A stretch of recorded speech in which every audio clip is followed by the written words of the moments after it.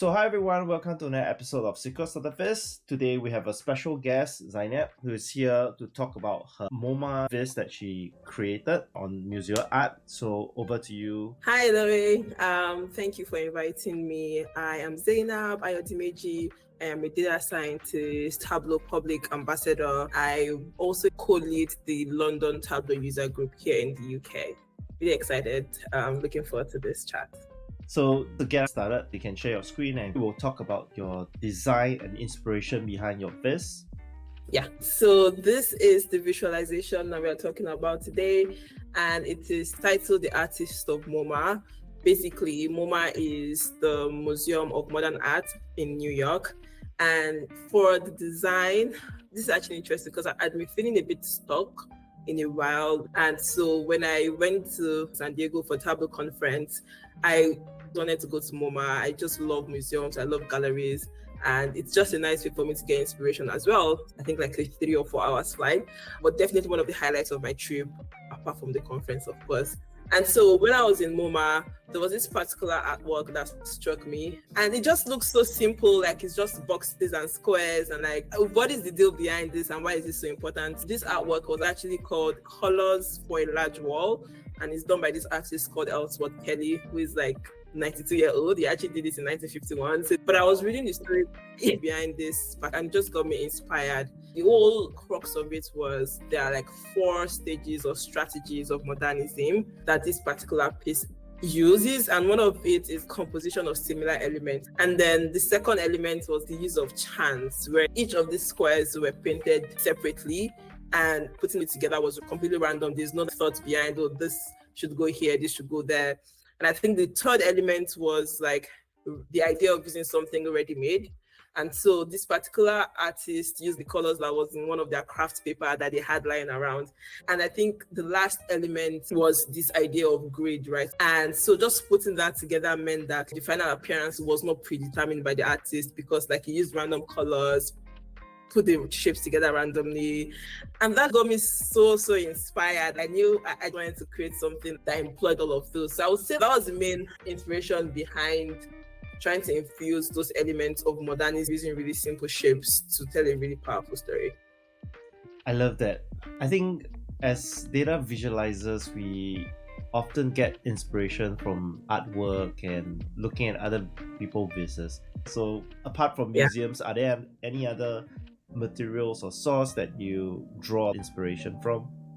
Yeah, from everyday things like movies, nature. I just feel like there's nothing that can be more beautiful than nature, right? I actually have a secret Instagram account where I just post videos of sea, river, water bodies, from nature, from films, from everyday interactions. I follow a lot of design pages. Everywhere there's something cool to be found, I've probably been there just like soaking up inspiration, I'd say.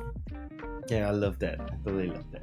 So how do you actually create this chart? Because this is not your typical bar chart or line chart. Yep. Is it a polygon or is it like a shape layer? Actually not. I really wanted something simple but impactful, as with that particular artwork that inspired me. So in this particular viz, each square represents an artist, and the size of the square represents how many artwork they've had featured or hung in MoMA at some point. So this is Eugene. The big one here is Ludwig Mies van der Rohe. He's an American, but that's the whole concept of this artwork. And to do this, essentially, you have a row and a column. And so every row is positioned. But because I really wanted that element of randomness, what I actually did was I downloaded all of the artist's name. So imagine this number represents each artist. And basically, I'll just use this simple Excel formula and I attach like a random value to that. And so this first random cell will make my x-axis. And then I did the same thing again, a random number between like 0 and 1 for my y-axis. So if I go back to this, you would see that I have 2 fields here called random and random 2.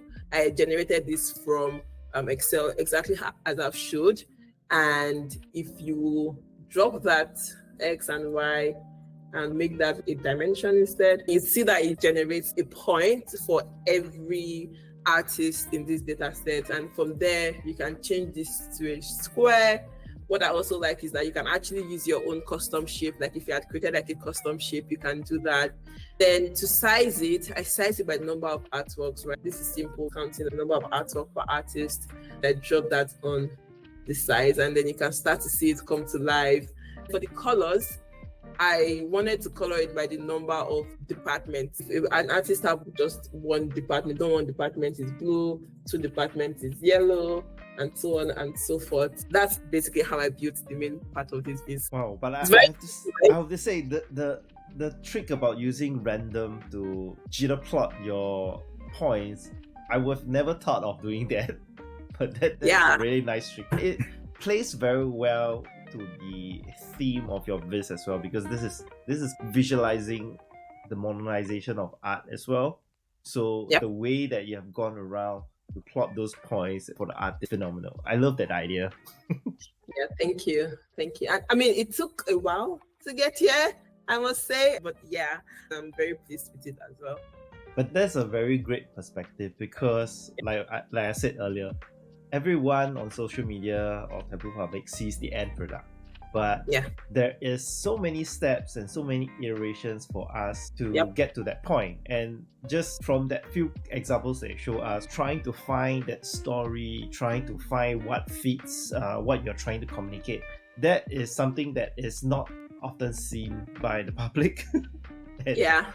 It's nice that to know that people go through all these processes, and even though some of this viz might not ever see the light of day, but it might inspire another viz down the line that building. Is there a favorite art within MoMA that you really like? Good question. But what was funny was that we also have an office in New York. And so I went to the office afterwards, and I was telling my colleague that I'd just gone to MoMA. And he was like, "Oh, did you see the Starry Night, the Van Gogh night?" I was like, "What do you mean?" He was like, "What? Everyone goes to MoMA to see the night." What? I was like, I didn't know that it was hung there. So I didn't even go to see the most famous. You missed that? I missed it. I didn't see it, but maybe that was my favorite. Unfortunately, I missed it, but I think this Kelly's piece was definitely the one that stayed with me the most. So, speaking of this, do you have anything that you're currently working that you want to tease the audience a little bit? Well, this is a way to hold myself accountable. I have been wanting to do a business visualization, something that's not transaction data based, like with the Superstore where it's like profit sales. I want to do something more around user activation, product, things like that, if I get to it. So that is something I've been working on. Hopefully it sees the light of day. Also, I love music, so I'm also exploring like the sound of some of my favorite artists. There's so many good Nigerian albums out, so I really want to kind of see if I can do a visualization around that.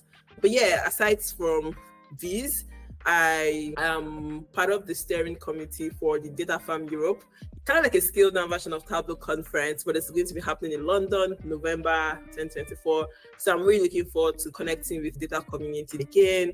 Yeah, I'm so excited that Data Farm Europe is happening, because I know for the longest time we've been trying to get Tableau conference even more localized and get more of the community, because not everyone gets the opportunity to go to the conference, and it's costly, especially for folks from other parts of the world apart from US, because flying in is expensive, the lodging and the hotels are expensive.